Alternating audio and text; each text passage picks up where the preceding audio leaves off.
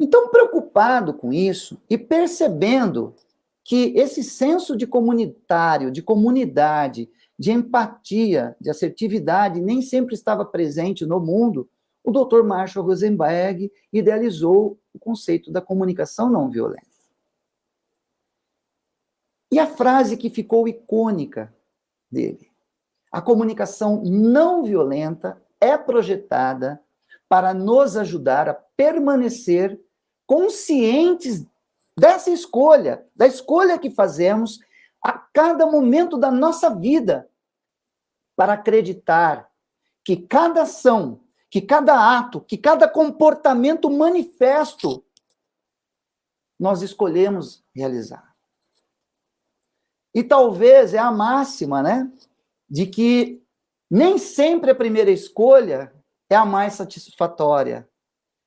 Às vezes você escolhe aquilo que está mais próximo de si, mas nem sempre é satisfatório, nem sempre você vai conseguir agradar a si e agradar ao outro com essa escolha.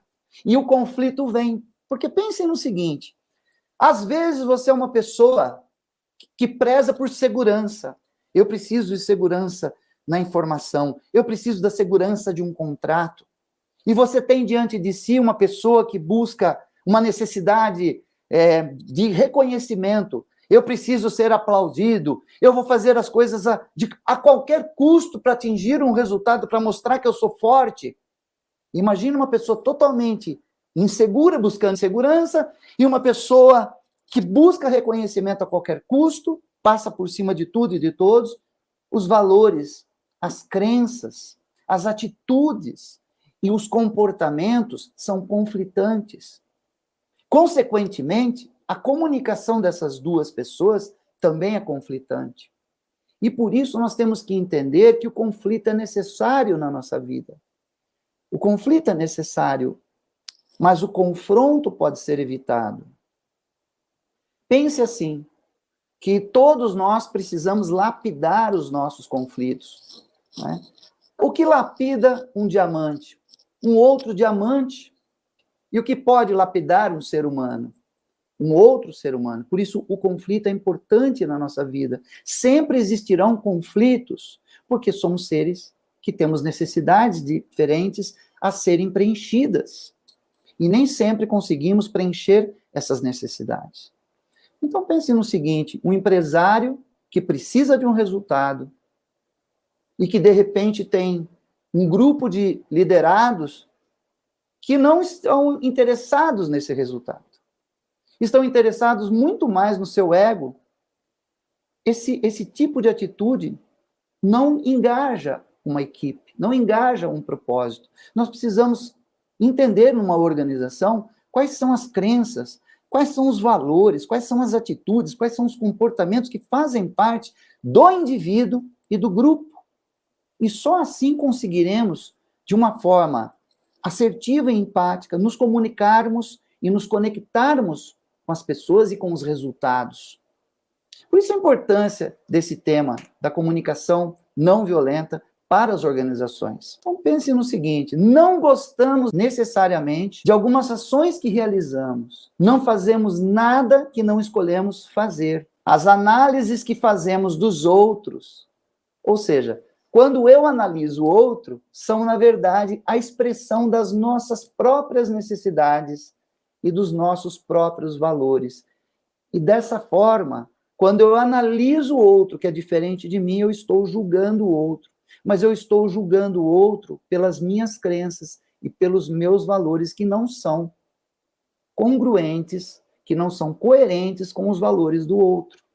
Nós também vamos entender que existe uma comunicação interpessoal, é a maneira como eu me comunico com o outro, que é totalmente observável. Quando você coloca comportamento, ele é observável, ele é visível. A maneira de você interagir, a maneira de você agir com as pessoas e a maneira como você se comunica, isso é visível. Isso é visível numa organização. Quando um líder está estressado, todo mundo percebe. Todo mundo percebe que o líder está estressado, porque ele não apenas age de forma estressada, mas ele se comunica de forma estressada. Pô, você já não viu? Deu o horário. Você não me entregou esse relatório ainda? Por que ele está fazendo isso? Porque ele está sendo pressionado para fazer isso? Ele poderia escolher fazer isso de uma outra forma. Mas como ele está recebendo violência de um superior, naturalmente essa violência não muito bem remanejada, ela é repassada para o outro. E aí vira uma bola de neve dentro da organização. Lembram-se do que eu falei? Assim como o respeito gera respeito, gentileza gera a gentileza, a lei da reciprocidade humana, violência também gerará violência se não for prestado atenção, se não for observado a tempo, se não for colocado da maneira correta o sentimento, se não for expressa qual é a sua necessidade para o outro da maneira correta, qual o valor que você preza na sua vida, e se não for solicitado da maneira correta, vai gerar violência. Às vezes o meu comportamento, ele é o produto daquilo que está aqui em mim e que ninguém vê. E justamente é a nossa comunicação intrapessoal, a maneira como eu converso, a maneira como eu faço um diálogo interno. E isso está aqui, são os meus sentimentos, aquilo que está num plano implícito, que apenas eu tomo contato num primeiro momento, e aí você começa a perceber que neste plano implícito existem as crenças que você criou ao longo da sua vida. E essas crenças, elas podem ser positivas, elas podem ser transformadoras e elas também podem limitar você. Elas podem ser limitantes, elas podem ser negativas. Então, o ato de acreditar em algo faz com que você sinta, né? E que você crie valor para aquilo que você acredita. Por exemplo, a minha mãe sempre acreditou e passou para mim, transferiu para mim essa crença para que eu estudasse cada vez mais. Ela dizia: filho, estuda bastante, porque quanto mais você estuda, mais sucesso você vai ter na vida. As pessoas vão te contratar. Somente quem estuda tem valor. Então a minha mãe dizia assim: olha, filho, acredita, estuda, se dedica. Já o meu pai dizia o seguinte: filho, precisa trabalhar, porque só o trabalho sustenta uma família. Olha, é com o trabalho que a gente paga nossas contas, é com o trabalho que a gente sustenta uma família. Isso são crenças que são enraizadas dentro do nosso berço familiar, do primeiro aspecto social que nós temos na nossa vida, que é a nossa família. E eu comecei a acreditar. Então minha mãe falava: estuda. E o que é que eu fazia? Eu estudava para mostrar para ela e tirava notas boas para mostrar para ela. E o meu pai falava o quê? Filho, trabalha para constituir uma família. O que é que eu fiz? Eu fui trabalhar. Eu trabalhei bastante. Isso, consequentemente, essas crenças do acreditar, somando e multiplicando, e cada vez mais, repetindo mais e contextualizando elas na minha vida, tornaram-se valores. É aquilo que eu valorizo. Então, veja bem, educação e conhecimento, que vem da minha mãe, é um grande valor na minha vida. Por isso que eu trabalho com conhecimento, por isso que eu sou um professor, por isso que eu sou um palestrante. A máxima para mim é que se você sabe, se você não ensina, é a mesma coisa que não saber. Saber e não fazer é o mesmo que não saber. Então eu tenho que compartilhar aquilo que eu estudei com as pessoas. E aí eu estou mostrando o meu valor, eu estou mostrando aquilo que eu acredito. Então, valores para mim: família, trabalho, conhecimento, estão em primeiro lugar na minha vida. Se transformaram valores positivos que me impulsionam a ser mais e melhor por causa de crenças que eu tive enraizadas na minha infância. Assim como crenças, acreditar em algo negativo. Ouvi muitas vezes, dentro da minha própria família: a vida não é fácil, a vida não é fácil, olha, a vida não é fácil.